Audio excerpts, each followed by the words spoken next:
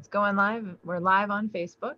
So good afternoon, everyone, and welcome to A Cup of Hope with Hope Against Trafficking and the Michigan Abolitionist Project.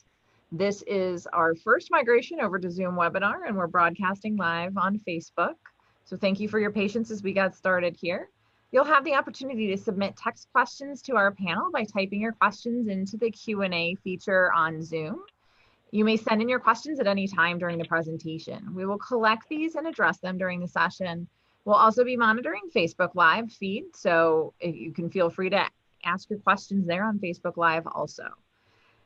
Please welcome today's panelists. We have Tracy Cavelian, who is our Executive Director for Hope Against Trafficking. We have Hannah McPeak, the Education Director for Hope Against Trafficking, and Emily Johnson, Program Coordinator at the Michigan Abolitionist Project. I'll turn it over to you ladies. Thank you, Kendra. With another week, how are you ladies doing? Good, good. Can't complain. Last week of school for the kids. Yeah. Woo, woo. Well, with the order being lifted and now the pandemic coming to a close, so to speak, all the unrest that's occurring with the Black Lives Matter campaign, I think is important that we kind of address what's happening.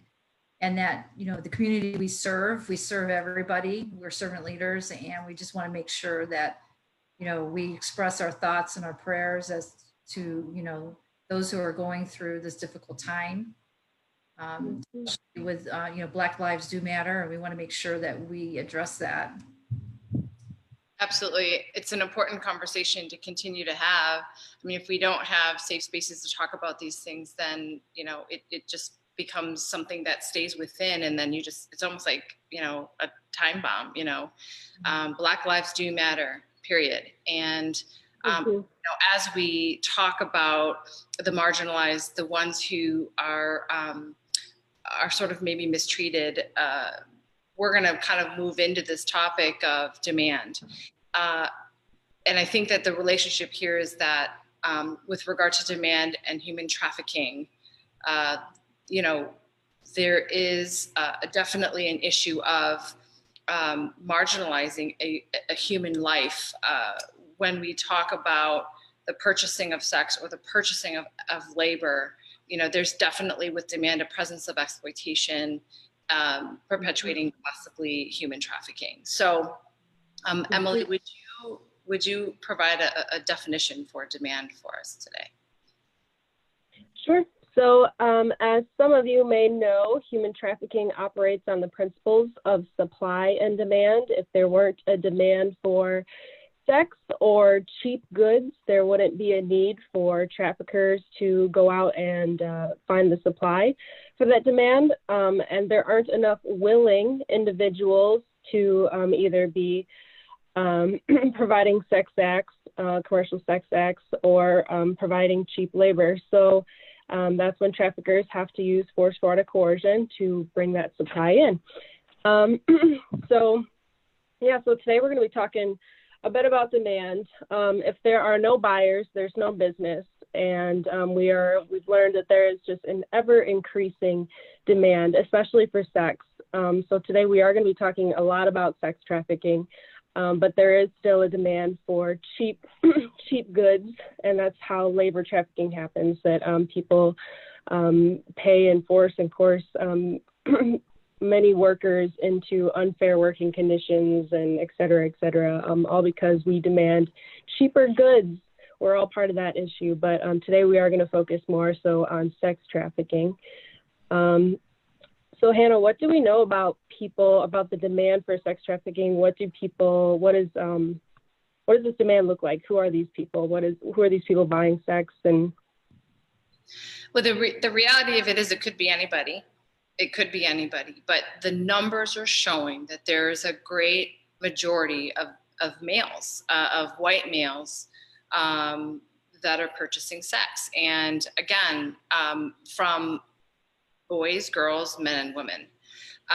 You know, unfortunately, that's what the numbers are showing. And the majority of those who are purchasing sex are people who have higher levels of education, are people who have, you know, middle class, upper class, white collar jobs, who are known in the community for doing good work. And so there's certainly that reality, but it could be anybody, and it's happening at a really high rate. And so, when you think about that discrepancy, I mean, it is definitely an issue, and we need to keep talking about it. Right, you made some good points, Hannah, because I mean, it's in every profession. There's no profession, even in Michigan, there's no zip code that does not have sex trafficking occurring. So it's in the small towns, it's in the big towns. Everyone wants to think it's like the cities or things of that sort, but no, they're in small towns. They're in every single zip code, and they're in the industry, even your pastors, even your churches, your church workers. So there's no, we talk about myths and stuff. There's no particular person that fits it. Anybody. And there's a group called yeah. Go ahead. There's a group called Demand Abolition who came out with a report in 2018, and it's called Who Buys Sex? And they found that I think they interviewed about 8,000 men, and they came out with there are about 14 to 20% of American men who have bought sex at least once in their lifetime. So I guess that's one of the statistics we can look at, that about 14 to 20% of men in the United States, and that could be purchasing sex, that could be online, that can be in massage parlors, that can be in strip clubs, that can be in street prostitution. 14 to 20% have participated in some way, shape, or form and bought sex. And this is of a pool of 8,000 people across the U.S. Yes. I would have to check where it was, but I am imagining it was across the United States. Yeah, I'll double check where they got that pool of people from, but it was about 8,000.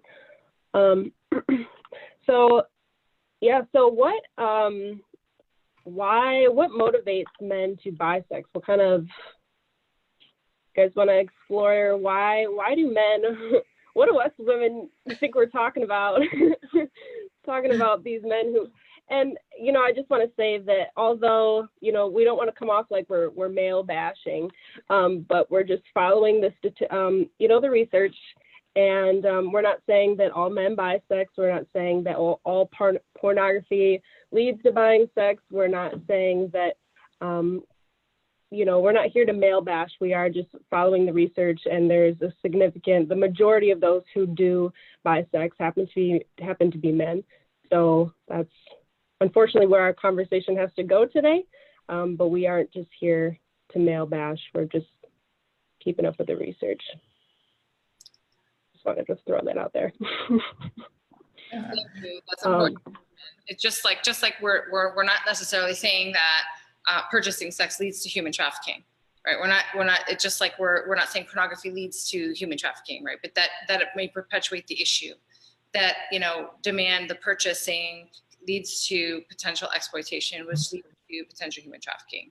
So we don't want to make any assumptions, or it's important to sort of put that disclaimer out there so that people know. We're just engaging in this conversation to get people thinking about this and talking about it, because it's important this is our community, this is our society, this is our world that we be able to talk about.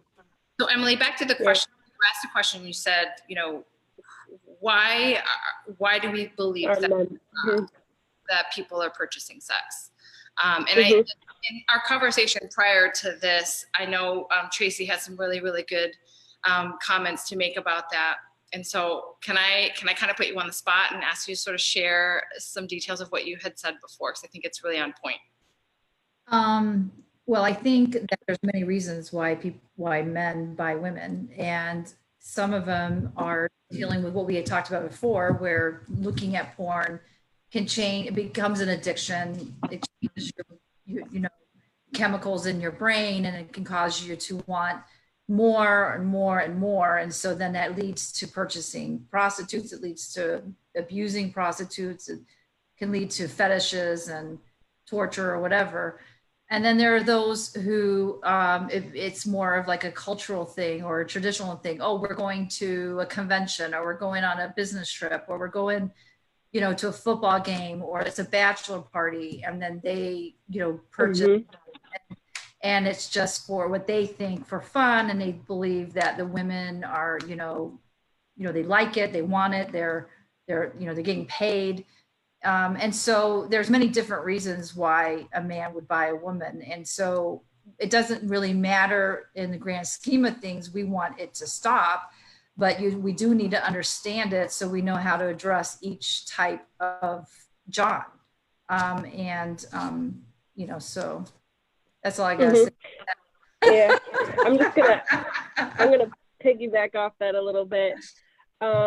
So yeah, they could have, there could be various different emotional needs that men would seek to satisfy by purchasing sex. It could be various stages of life. They could be older gentlemen and maybe lonely and just want companionship. And there could also, they could also be buying the whole girlfriend experience. It's not only, not always just the physical act of sex, but and then they could, like Tracy was saying, they could have delved a little too deep into pornography, and it's shaped their fetishes to where they're no longer finding that satisfaction in their relationships, and their partners are not willing to engage in some of the bizarre or harmful or degrading things that they've become interested in. And so then they will go seek out a prostituted individual, and a lot of John's in surveys done, they will say, well, I paid for this, so she has to do whatever I say. That she then, and at that point, her choice is completely eliminated. It's all about the male's choice, the sex buyer's choice, and what he wants. And many of them have said, if I paid for this, then she has to do whatever I want. And so then men could just not feel comfortable in normal dating situations and dating etiquette. They could be really shy, and maybe they're too anxious about meeting just women normally. And then also, male bonding. There is like a huge peer pressure in just male social groups, and we can even see that in young, as far as like middle school and high school, that men sometimes encourage each other, and it's like a celebratory thing, or like a rite of passage. Like, oh, you just graduated from high school, let's take you to the strip club, or you just, this is how you become a man, you need to come and engage in this. Acceptance of rape myths. So a lot of men think that if prostituted individuals weren't available to them, that they would then have to go out and rape women. So that is not good. That's not an excuse at all. That's the worst excuse ever. What, interestingly enough, as I'm listening to you list off these reasons why people purchase sex, I'm hearing sort of an undercurrent theme, and that is, when let's say when I'm purchasing sex, the prostituted does not have a choice anymore, right? I'm paying, I should get what I pay for. The other piece is that there's violence in what you've described. There's degradation and complete devaluing of a human being in what you're saying. So power and control. Power and control. There we go. Which all is includes exploitation, right? I mean, that's how I would see exploitation. And I have yet to hear or read academic research that talks about that the prostituted doesn't experience some level of violence and exploitation, period. Absolutely. And, absolutely. Correct me if I'm wrong, but the material and the research that I've read and just this conversation, that underlying current, that theme is always there. whether in reality, the individual who is performing for or providing the service for is actually feeling exploited, I don't know enough to even talk to that. But what I do know is what I'm hearing is that this undercurrent theme is always there. Yeah, I've definitely read and heard supporting evidence of that there's up to like 95% of women in the sex industry have experienced some form of violence, whether that be sexual abuse, physical abuse, being chased, being hit, being shot at, being robbed. And I've even read some places where it's considered one of the most dangerous professions. Well, yeah, and we have to also, and to piggyback off that, I mean, even if you look at serial killers and, even with rapists, they don't pay, they go to a prostitute and the prostitute thinks she's going to get paid because she's required to bring in X amount of dollars to her pimp, and she gets raped. I mean, and that means that she's getting raped anyway, but now she doesn't even get paid to take it back to her trafficker, where she's going to end up getting hurt even more. And then you're dealing with the lowlives who go around murdering and killing and serial killers. So it is extremely dangerous. It attracts all different types of people. So, the demand is so important to address, because if we can get rid of the demand, then we can get rid of this entire, issue, which has been going on since biblical days. Yeah. And the issue of choice is so prevalent because in surveys of men who have bought sex or buy sex, many of them think that, she has the ability to choose another profession, that she's here willingly, that surprisingly, not a lot of men said that the women seem like they enjoy the profession, but they're there by choice. Right. And not everybody likes their job, right? Is that what they're saying? Yeah. I don't think the women see. And actually, in the online community, this is another aspect that really encourages sex buyers, is there's a huge online community where these men can virtually connect and meet and discuss and encourage this type of behavior, and it's completely normalized. And there's websites where men will just go on to literally just rate sex workers and prostituted individuals. And if you look through these comments, there's like according to this one study I found, there'll be undertones of potential human trafficking situations, like, oh, it looks like these girls, probably weren't here legally, or this is really sketchy, but it wasn't like, oh, we should be concerned about this. These women, someone called the cops, and it was like they were turned on by how devious it was, and how it could have potentially been, human trafficking, or like, oh, what did she look like, or what, how old were they, or it wasn't like trying to get more information to like help these girls. It was like more for their gratification of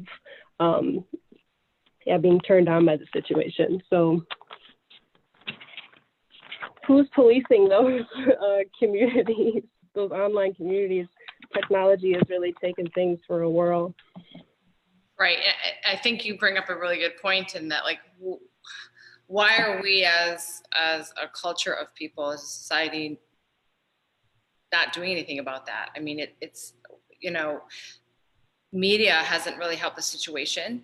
You think about pictures and, things that people consider normal, commercials now, TV shows that talk about the degradation of another individual, another human being, not necessarily against women either.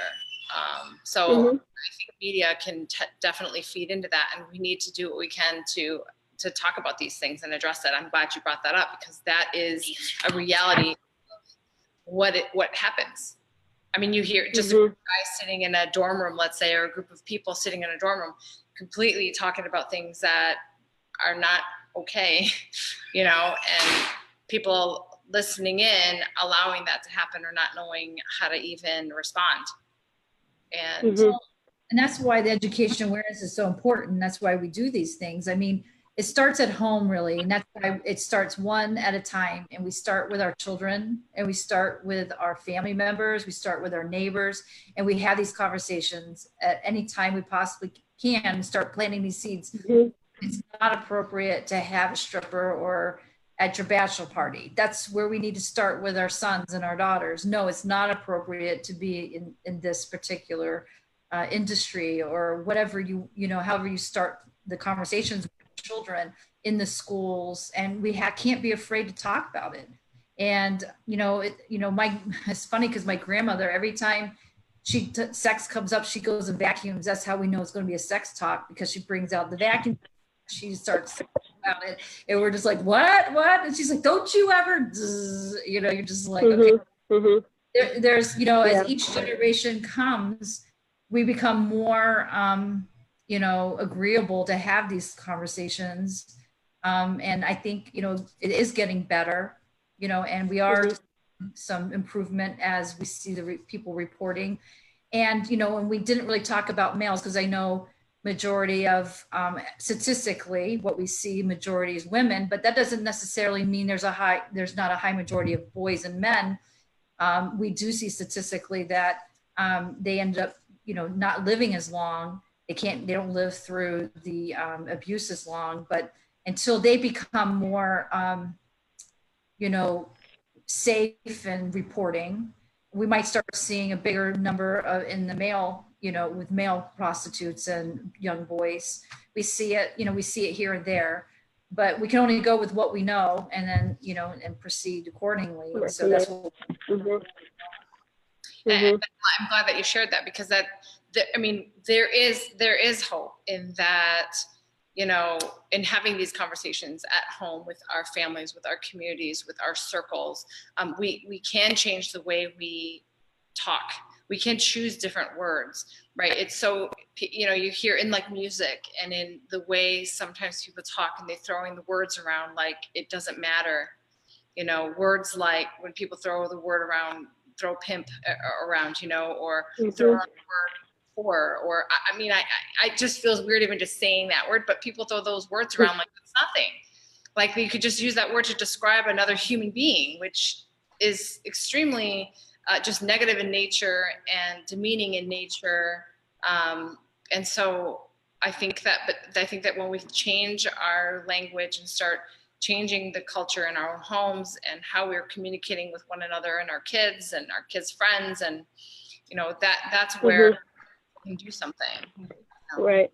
And just as like, ladies, a quick question, ladies. So Hannah brought up the media and that they haven't really been helping the situation much at large. I mean, not necessarily news stations or anything like that, but the media at large. How would you start a conversation about Pretty Woman? Okay, that's good. That's a really good question. Emily, I'm sorry. I didn't mean to cut you off. Yeah. No, I'm just about what? That's an exaggerated that might be how things start, but that's never how. I've actually heard multiple survivor testimonies mention Pretty Woman, and they have always said that that's a lie. That doesn't exist. That situation doesn't. That's not a thing. And because they remember growing up watching that movie and being attracted to that and wanted that, and then when they got pulled into that situation, they realized that was a fallacy. So I don't know if that really answers the question, though. What I would talk about is, it's like the movie Taken and human trafficking, right? It's a sensationalized, show. It's a sensationalized show that's trying to like share this fairy tale love story, and it's a movie, right? But that's a great way to start the conversation. Like, okay, what were your thoughts about that? When you think about that, when you see that, it's completely false. What it does is it causes a lot of misconceptions, and it feeds into the culture and it tries to make it be a little bit more normalized. when really that it's very, you know, it's a great way to start a conversation though, and talk about, okay, is that reality? Is that really reality? And how do we bring that gap from what's sensationalized and what's viewed on in the movie to reality, and taking that intentionality of, you know, maybe using that as a starting point to then bring reality into it. Does that make sense, Kendra? Yes, thank you. So, yeah, you guys, the two of you had mentioned just it's so important to have these conversations. And I think now more than ever with just this whole like culture shift right now with racism, and we as non-Black people, you know, part of doing our part is, you know, speaking up when our family members and others are, you know, have racial undertones, and making those people feel uncomfortable and holding them accountable for their attitudes and their prejudices. And so we just want to encourage you all to take that even a step further and to stick up for women and how men and women are seen as sexual objects, and how that's degrading to human life. And we shouldn't be perpetuating those kinds of mindsets. Yeah, that's a great way to sort of close this discussion out, Emily. I love that, because that is our challenge to you, to everybody, you know. And but I really believe that there's a lot of hope in talking about it and encouraging one another in the right way. And so please, when you can, share a cup of hope today. And what are we gonna do we have is Kendra gonna mention our next two? We'll be talking about demand for all summer long. Thank you, ladies, and thank you for everyone on Zoom and live on Facebook that are watching today's Cup of Hope panel. We appreciate your time and hope you found it valuable. For those of you on Zoom, once you leave today's webinar, you'll receive a survey on the presentation. We'd appreciate it if you would complete that and provide your feedback. You'll also receive a follow-up email within 24 to 48 hours with a link to view the recording of today's webinar. On July 1st, we will be continuing the issue of demand and discussing the legal system and implications of it. And that'll be July 1st at 3 p.m. We'll be live again on Facebook and through Zoom webinar. If you are on Facebook, the link is in the chat for the live video, and you can go ahead and sign up for the Zoom webinar there. And we will have, the events will be created inside of Facebook on both Michigan Abolitionist Project's Facebook page and Hope Against Trafficking's Facebook page. On behalf of Hope Against Trafficking and the Michigan Abolitionist Project, thank you so much for joining us today, and have a great rest of your day. Stay safe, everyone. Bye.